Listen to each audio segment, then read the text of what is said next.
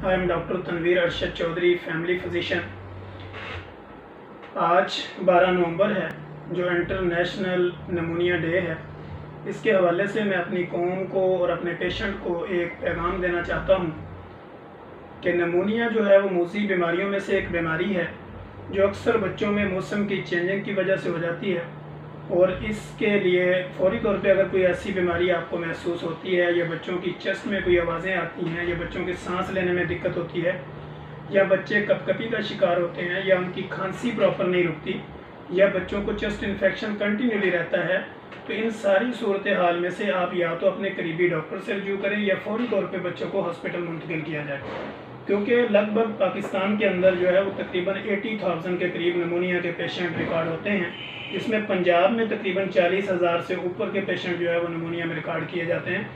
तो मेरा ये आपको और अपनी कौम को, फिर अपने व्यूअर्स को, फिर अपने पेशेंट को ये पैगाम है कि इसके लिए हिफाजती तदाबीर की जाएँ, बच्चों को गर्म मलबूसात में रखा जाए, फिर बच्चों को जो है वो ठंडे दूध पिलाने से गुरेज किया जाए। जो मदर फीडिंग है उनकी माओं को चाहिए कि वो अपना ख्याल रखें और अपनी डाइट को हेल्थी करें।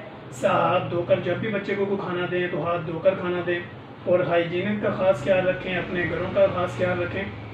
ख़ास तौर पे जो आप ब्लैंकेट अपने ऊपर यूज़ करते हैं, जो बेड इस्तेमाल करते हैं, जो रूम्स इस्तेमाल करते हैं, उनकी क्लीनिंग, उनकी सफाई, ये बेहतरीन तरीका है नमूनिया से बचने का। और बच्चों को जहाँ पे आप सुलाते हैं ख़ास तौर पे उस बिस्तर को ज़रा अच्छी तरह साफ़ रखें।